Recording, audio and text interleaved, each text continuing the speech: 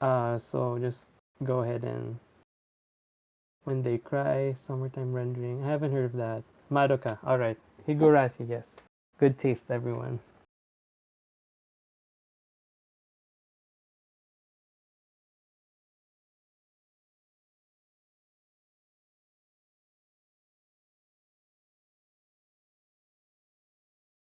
Your Name. Oh wow, I haven't. Oh, In Stars in Time. Yeah, I've definitely heard of it. It's on my to consume list, but I haven't um I haven't gotten around to it yet. But I did see like some videos covering it, and the art style looks really nice.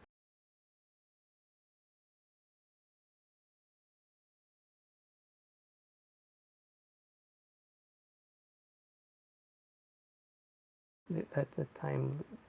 Toilet Bound Hanako. I have not heard of that. In Stars in Time.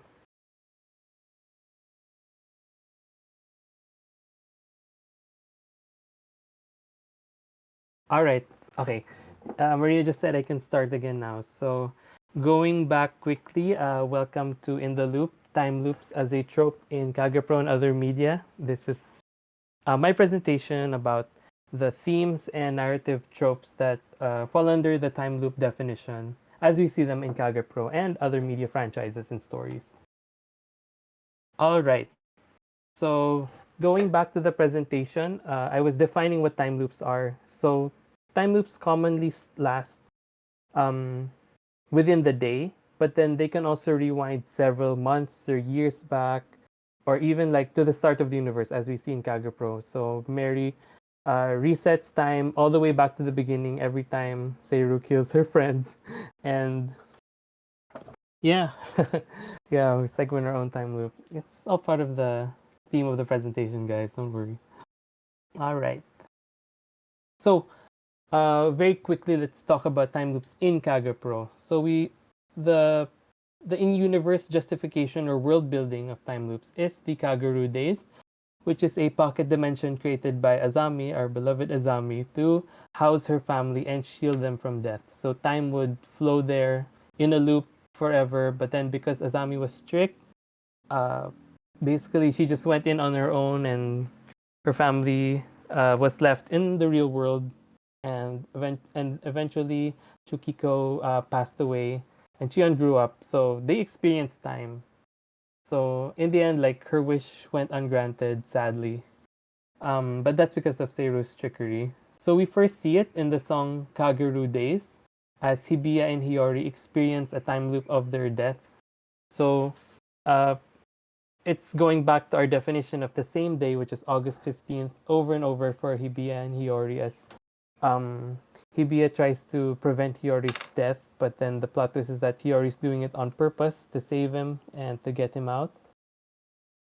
So the Kaguru Days also allows for the story's broader time loop, which is Mary's reset of the universe at the end of each route. So she gets all the snakes, she has the days swallow up the entire universe to sort of rewind it back to the very beginning. I know the days is kind of described in the narrative as a snake in and of itself. We know that it can swallow things, it has a mouth, so it's all very snake-like imagery. So basically, she has the days consume the universe so that it rewinds back to the very beginning. So yeah, we've discussed what time loops do, like the logistics of it, but what do they symbolize? Obviously, there's a lot of interpretations, and this isn't the only one that can be argued for. But in my opinion, um, time loops are a metaphor for trauma and grief. So time can't move forward because the characters themselves cannot move forward. They literally can't move forward, of course, because Seiru keeps killing them and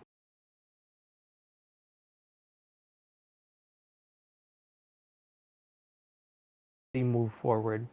The characters have all died at least once before, and usually those, if not most, if not all of those deaths were so traumatic that it leaves a lasting impression onto them. It makes them think, it makes them relive that same awful day over and over. Uh, with Ayano, with Seto and Momo drowned. Kido burned in a house fire. Kano was murdered by a robber alongside his mom. Mary saw her mother's death in front of her. So, I mean, those are all horrible things to experience. So we can't really blame the characters um, for being mentally, emotionally stuck in that one awful moment, especially considering the fact that these things have happened only a few years ago. Uh, Obviously, I mean, I don't think any of us are reanimated in this panel, but I'm sure we can all relate to some horrible thing that's um happened in the past that even after so many years, after so many new experiences, we keep remembering it, whether it's like the loss of a loved one, uh, something hurtful that happened to us, an injury, maybe a relationship breaking. But at the end of all of us have trauma, and all of us have these things that, as much as we try to forget them, we still relive it. um I can't speak professionally or like medically, but then trauma really does have us relive the same thing over and over because it's our way of coping when something bad happens. Like, you can't react to it fully in the moment, so you just try to keep reacting to it again and again to sort of process it. So trauma and grief really do keep you stuck in the past because you keep reliving that horrible day. And we see that with the Kagepro cast. They live the same August 15th over and over and over. We see in one of the light novels that Shintaro and Yaki speculate that this looping has been going on for hundreds, if not thousands, of years. So think of how many iterations of the loop that they've been through. And then something to also ponder on is the fact that Shintaro, who is the face, I don't want to call him the main protagonist or like the main character, but he is the hero, quote unquote, of Kagepro, is like, just to drive home that theme, it's someone whose entire power is memory. And as we see, that's both a good and a bad thing. It's memory. It's the memory of losing three of his friends, his closest friends, on the same days. What makes him completely shut off the outside world and become a shut in, makes him drop out of school. But at the same time, it's memory that helps him. That it's his power.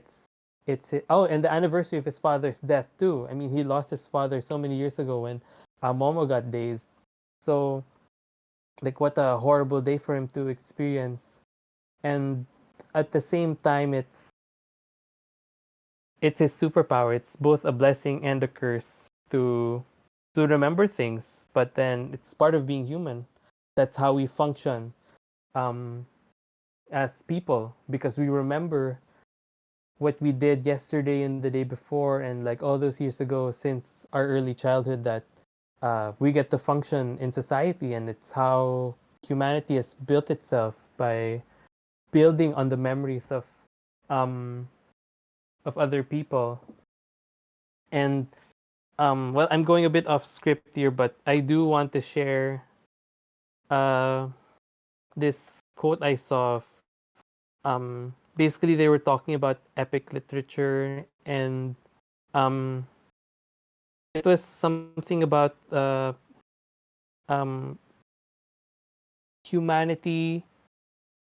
Memory is what survives at the end of the day, because I mean, buildings will crumble, statues will turn to dust, but ultimately it's memories that will survive. And in the context of um, being people, let's try to make sure that we're good memories. I'll find the exact quote later on, but it's something that really touched me.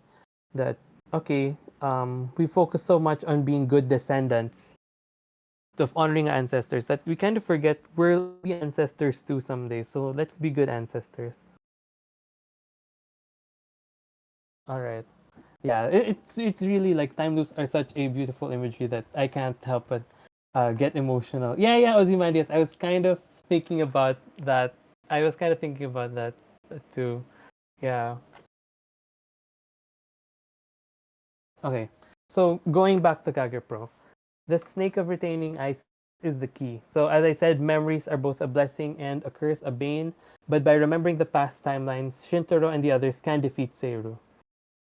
For me, this is one of the main theses or like lessons of Kagepro. Yes, life sucks. It's horrible sometimes, but you need to take the bad with the good. I'm sorry, and move forward anyway. The thing is, as much as we want to forget all of our bad experiences, you can't really separate them. If you cut off the bad parts of your past, you risk cutting off the good too. And it's really part of who we are. We can't change the past at all, but how we remember it and the things we learn and take out of it, that's that's what makes us who we are and how we can move forward. So the end of the story, the denouement, is time continues.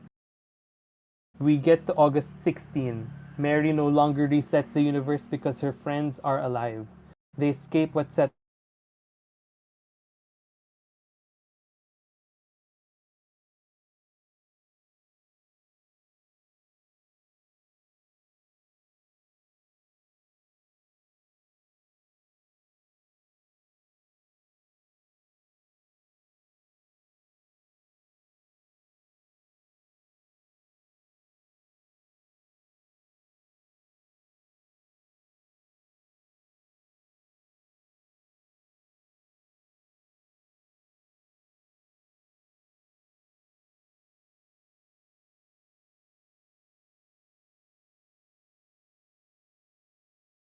that Azami fell in love, that for once he's not uh, for once he is not herself is not the most important thing to her. It's someone that she loves.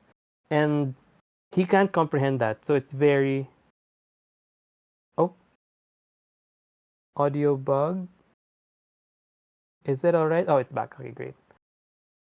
So someone who benefits from the time loop because he himself cannot move forward.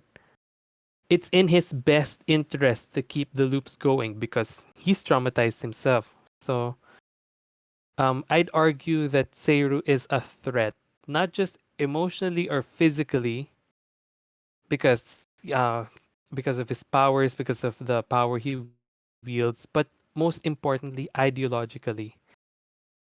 Are heroes who want to push forward with their lives. He's a threat ideological. He threatens the very themes of the story itself, of moving forward and not forgetting the past, but to process it and just live your life, even despite what you've experienced.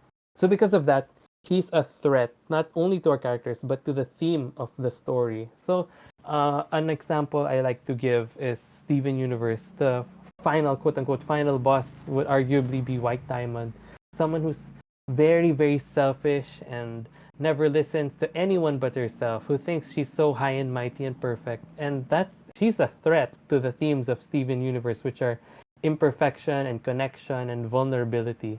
So she calls herself the best. She's supposed to be flawless, but in the end, she gets proven wrong. She changes her mind. So in that, we see that she's a threat to the themes of Steven Universe. So in that vein, Seiru is the ultimate villain for Kagepro because he threatens the themes of the story itself, of moving forward when he himself cannot move forward.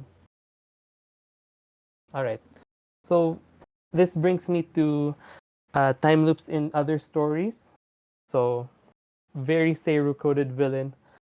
Flowey from Undertale is in the same boat, a villain unable to move forward and taking advantage of the story's looping.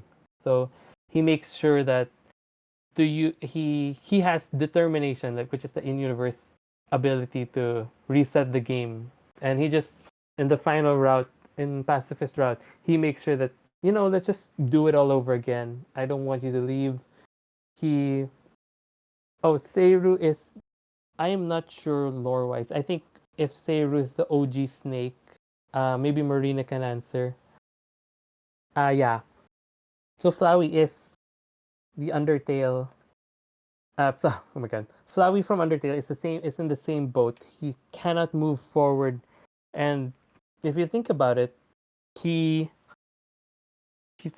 he he had a traumatic death too as Azrael. So he can't move forward. He's too attached to the past. He's clinging to memories that um, he can't cope with it. So yeah, he takes advantage of the story's looping. So we've seen, I haven't seen it personally, but based on the trailers, time loops can also be a source of horror and suspense because you don't know, like, if you're gonna die with the killer in Happy Death Day. So it's someone whose birthday, and then there's a serial killer on the loose, and then they have to relive that same day over and over until they defeat the killer. With Groundhog Day, which I mentioned earlier, it removes consequences. If you can't, if whatever you do today gets reset and erased when you wake up tomorrow, what's the point, right? You can just do whatever you want, and that's what Tom Hanks' character does in Groundhog Day. He just uh, he just keeps um, he just keeps doing whatever he wants. He flirts with women. He just gorges himself at the restaurant. Everything. He just does whatever he wants, and yeah.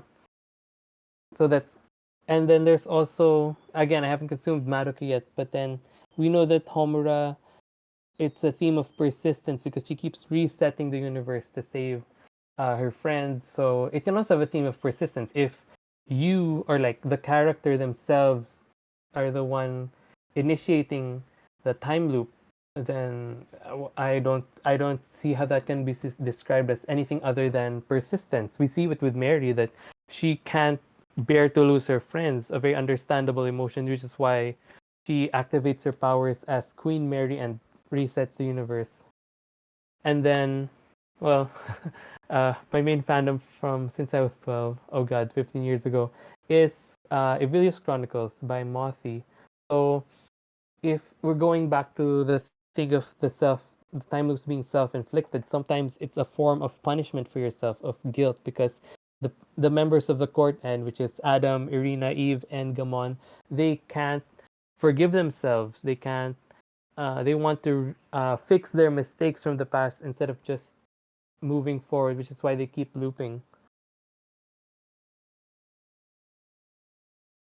So let's get more meta. Like, what are the narrative purposes of time loops? So they can produce themes of futility and inevitability. So why keep trying if it's going to be the same day tomorrow anyway? Like, what's the point? Why does anything matter? You get an unlimited reset button. Sometimes it gets pressed even without your knowledge or without you consenting. So really, what's the point? Time loops, at the end of the day, they force characters to try things differently each time, usually confronting their own issues in the process. So who are they under pressure? Who are they with no consequences to their actions?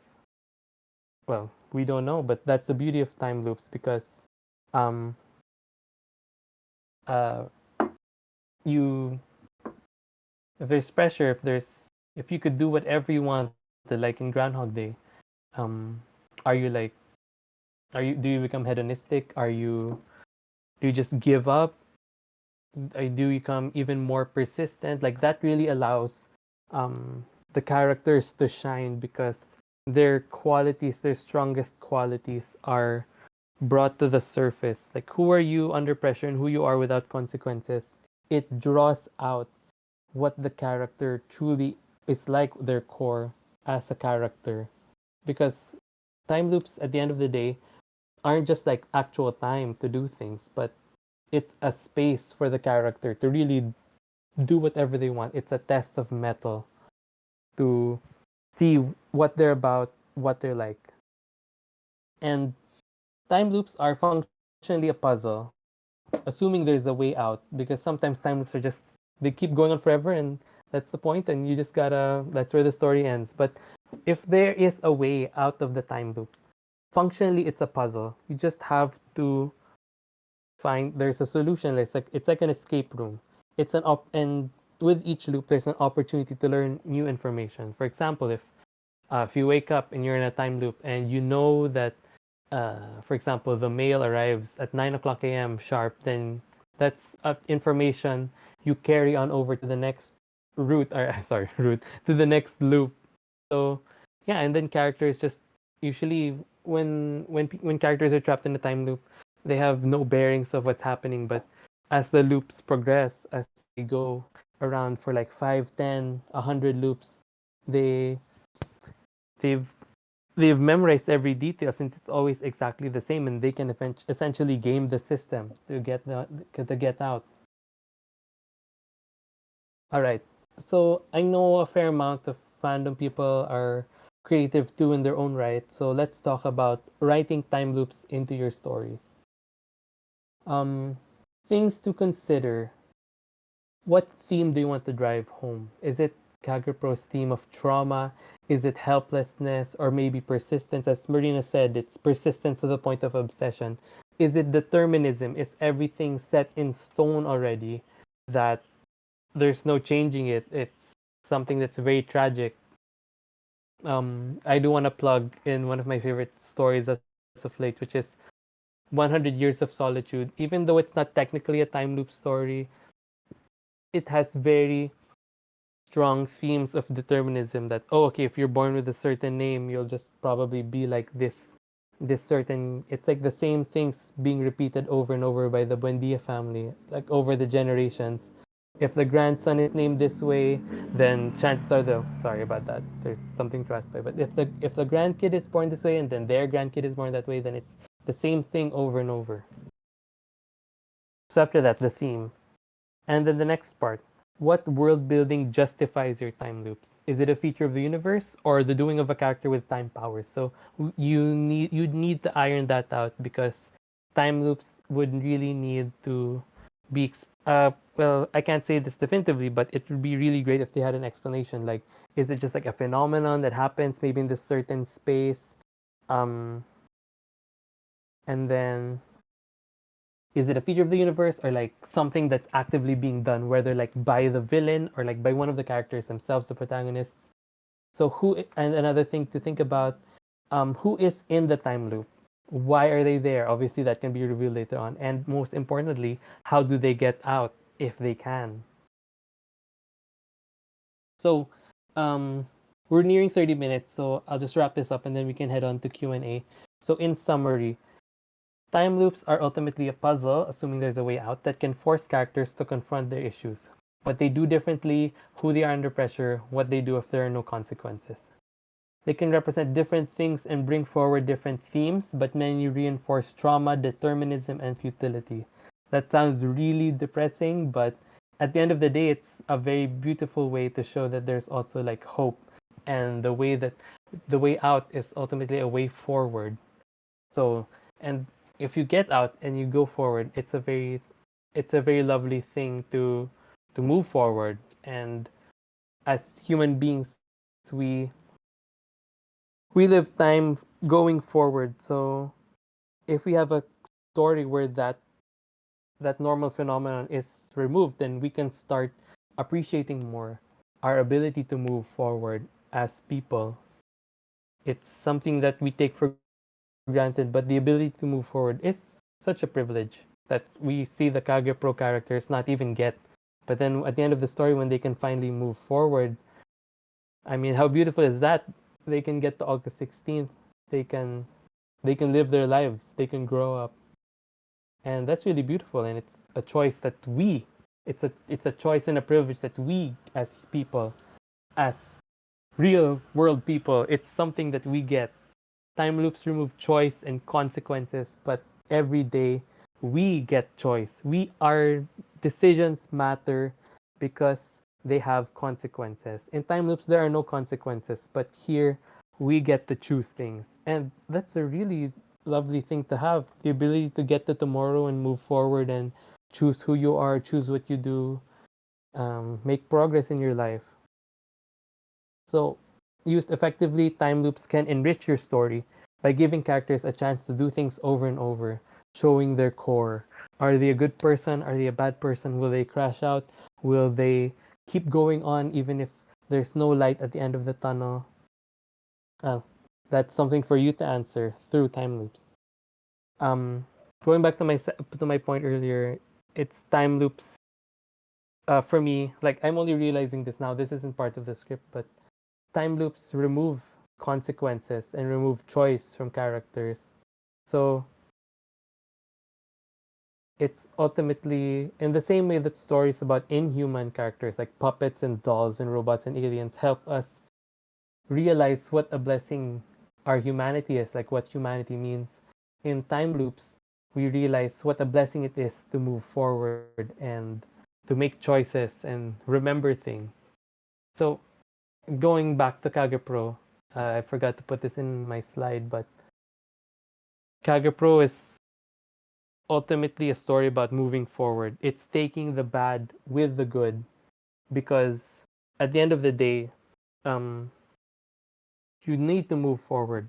There's this one folk saying, I can't remember which culture it's from, but basically it's uh, smiling at the past, we walk backward into the future. And speaking as someone who works in the cultural industry, that's something that's really beautiful. We look back to the past, and it's a nice place to be in, but we can't stay stuck in it. We can't keep doing the same things over and over. And Kagepro reminds us that we have to move forward. It's it's our privilege and our right and an obligation to move forward for the people such as our lost loved ones who can't move forward. So it's about grief and yeah, it's a responsibility, as C said. It's a responsibility to move forward for the people who can't. And the people who can't are usually people very dear to us. We carry them with us, and I like to think that a little part of them lives through us. So it's our responsibility to move forward, even though we're not in time loops ourselves. Sometimes in real life, we can get really stuck in a particular experience, a particular memory, and it sucks so much. But at the same time, we need to be able to move forward because that's what life is. Yeah. Thank you for listening. And then opening the floor to questions right now. Somebody asked the question earlier. Let me just scroll up. Uh, Okay, so Kevin has knives asked, I often hear the viewpoint that time loops have become overused. Do y'all think that's the case? Or is it that most times they don't do a good job? Um, no, time loops are a trope. So a trope is a norm in storytelling, to quote from Crazy Ex-Girlfriend. Oh my god, I love that series. Tropes exist for a reason. Um, the old stories, ancient stories like the Mahabharata and like Greek mythology, um, those stories persist and survive for a reason. It's because they resonate with something universal and deep inside us. Um, yeah, so I don't think overuse. Maybe like we're oversaturated. There's a lot of them going on, definitely. Uh, are they done badly? I haven't seen any media that does the time loop trope badly yet. So will this be on the test? Yes. Please prepare for a short quiz next week. No, I'm kidding. Um, yeah, tropes I don't think can be overused. It's really in just how you use them. Uh, for me, for me personally, I don't really care if, or I don't really care if a trope is used. It's not about the originality or the novelty of, um, it's not really about the originality or the novelty of the story. It's the heart. It's if you put a lot of heart in it, you can use the same cliche, quote unquote cliches, and it'll still turn out beautiful. Kind of repetitive. Ah, yes, like time loops. No. Um. Okay. So Rinkutsu asks, "What is your favorite type or cause of time loop? Whether to write, brainstorm, or to read." Favorite type of time loop would be the classic one day confined time loop. Cause of time loop. Um. Well, it's I would say my favorite flavor is the one of Mary and Flowey from Undertale. Like they can't let go, so uh, it's sentimentality. It's not being able to move on. It's sentimentality on one end is good, but then after a certain point, it becomes obsession. Um,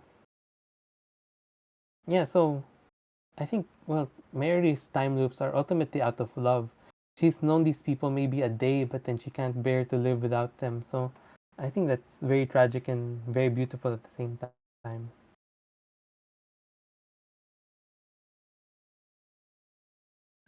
Okay, let me just scroll through the chat.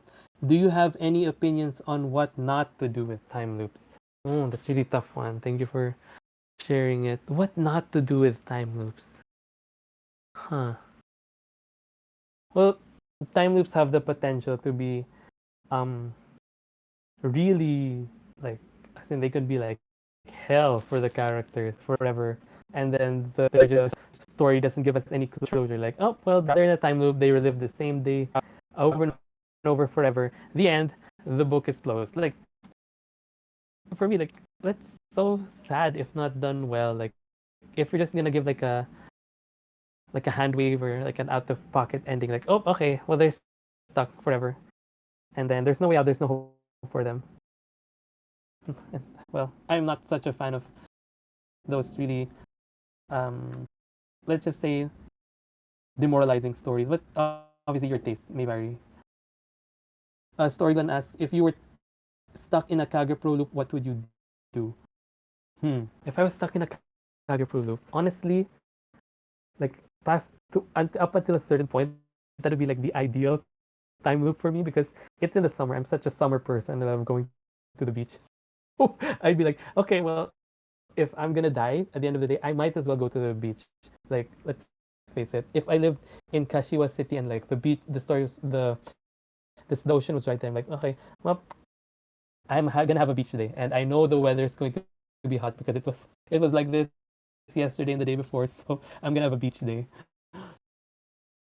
Adrenaline asks, how would you get out of a time loop? Um, how would I get out of a time loop?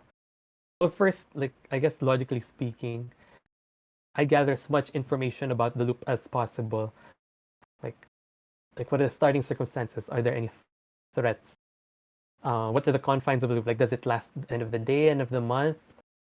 So and if I don't retain my memories from the previous loops, like how can I make sure that I remember stuff? But that's me being like logical. If I were to like somehow accept that I was in a time loop, like okay, and it's time to like finally catch up on my reading list and my to watch list.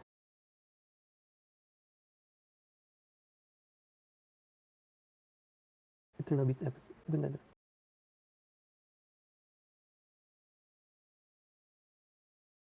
Oh, I'm sorry. The Kopi's original sin. I can't answer that because I haven't um uh consumed it. So I'm sorry, Brendan, but I can't uh answer. It's alright. Thank you. Just reading all of your messages. Thank you so much for listening. And this, I really love everyone's input. Yeah. Um, we can stay on until the end of the time slot. I do have you guys have quote unquote have you guys for around 20 more minutes. Oh, somebody Sal asks what makes a time loop interesting to you? Okay, that's a very good question. What makes a time loop interesting to me? First are like uh obviously what makes it interesting to most people would be like the puzzle element, like how do you get out? But then for me, I think I've outlined it already in my presentation. It's the themes of the time loop and like what character traits are brought forward. Like you could have the very withdrawn character after so many loops um, suddenly gain the courage to speak out. You could have the usually optimistic character after so many loops just despair and say, "What's the point? I give up." And we can also have like a persistent character um, just hammering on like, "Okay, I don't care. I'm gonna save this person over and over and over and over." So yeah. Um, any Marina asks, any recommendations for less mainstream time loop stories or Filipino-based time loops? Oh my god, I wish I could give you a Filipino recommendation. Or well, there is a movie called Rewind, but I can't speak of the quality to it, uh,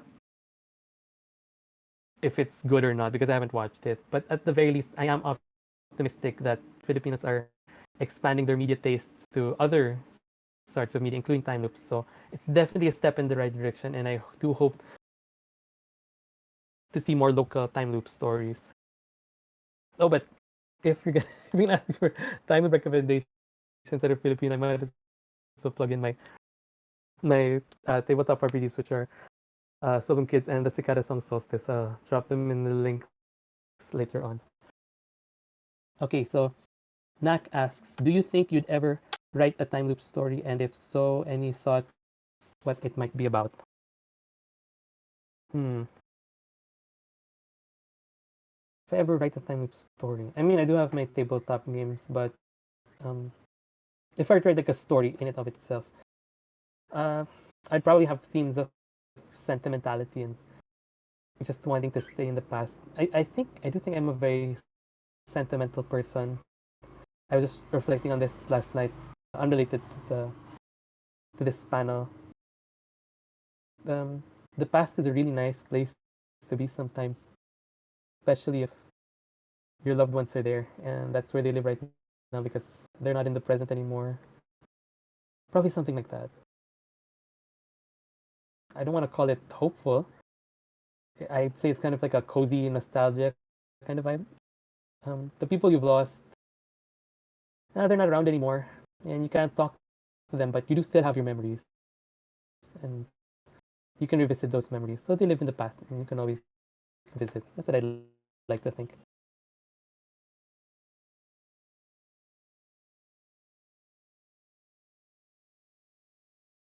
Uh, okay, let's see. Saga asks, when it comes to written fiction, do you have any advice on describing repeating details in time without it dragging on? Well, it really depends on the medium, like if it's like a comic or like prose. But then I would think that after the first, so there's the initial loop, so that's 0, and then the first loop, and then the second loop when the character starts to do things differently. Past the second loop, I would say just skip over the stuff that the audience already knows. Like, don't piecemeal, keep going at it. Like, if a character wakes up at 9 a.m. and then they do the loop stuff, past a certain point, just cut to in medias res, like cut to the middle. The audience already knows it.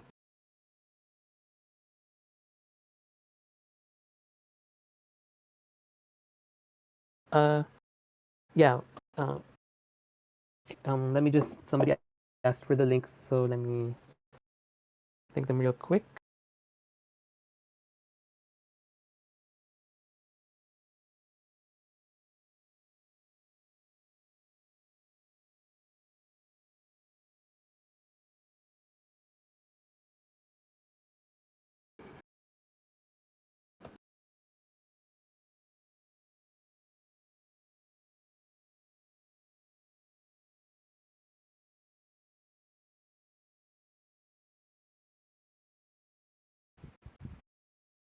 So, not a question, but Rinkutsu says, I like seeing all the angst.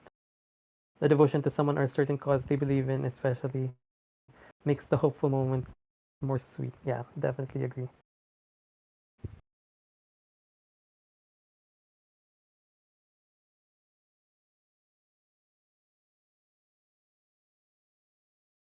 Yeah, let's maybe I can answer maybe two two or three more questions. Okay, Rinkutsu says, do you think it's better for a main character to realize they're in a time loop or a different character to notice first? Um, I would say it's nicer for um I do think it's nicer narratively speaking, like more narratively easy in terms of logistics for the main character to realize they're in a loop because time loops are really very character driven. Um, that being said, it's also cooler if like they don't realize it right away. They're like, "Hey, wait a minute, why am I getting deja vu?" And then that's when the realization hits them and they start panicking. But that being said, um, a different character to notice first and notify the main character during a time loop, that's a very interesting angle to explore.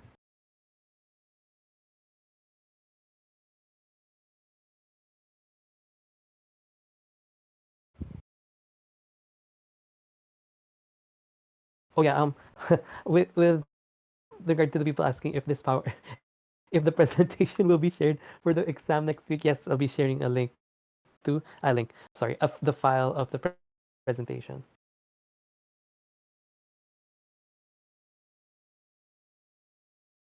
Oh, so Maria says Higurashi is a story where we only see the POV of the looping character. Oh yeah, yeah, definitely.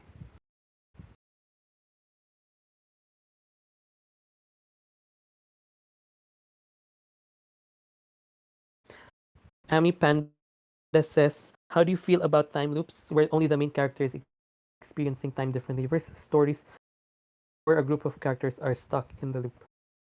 Hmm. Well, for stories where it's a group of characters stuck in the loop, I think that leans more towards the time loops as a sort of puzzle. So they have to like put their heads together and really think on how to get out. So it's like an escape room, as I said before. For the main character, where the only the main character is experiencing time differently, that's when uh it's when it goes more towards being very character driven, like examining their flaws, how they deal with memory with time, and how they deal with their issues. So it's like main character, it's character. If it's only one person in the loop, the main character, it's character driven. If it's a group of characters stuck in the loop, it's more like a puzzle. Oh yeah, I'm getting a lot. We're seeing a lot of recommendations for time loop stories. So yeah, it's really great. Um,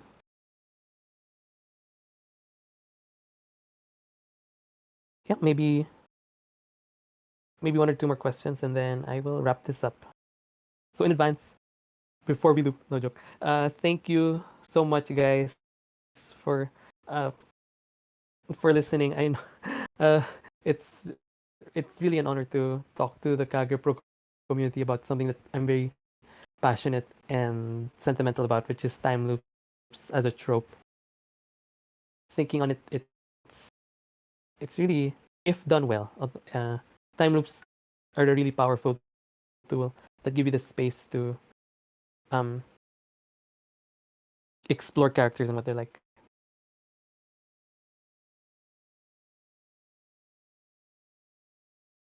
And then the next slide is the beginning of the presentation.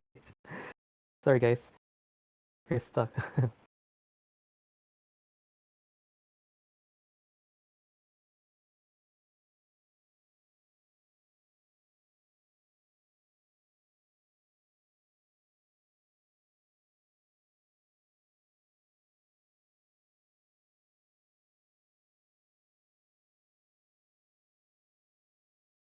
All right, so I do think we've hit a pretty good stopping point. So once again, thank you for attending uh, the time loop panel. Thank you to the staff for organizing DazeCon 2025.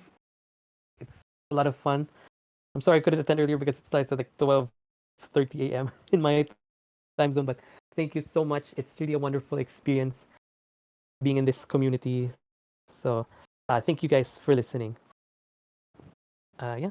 So just quick plug of my socials. So if you want to see my tabletop, so yeah, there's there, and then my itch account and my Tumblr.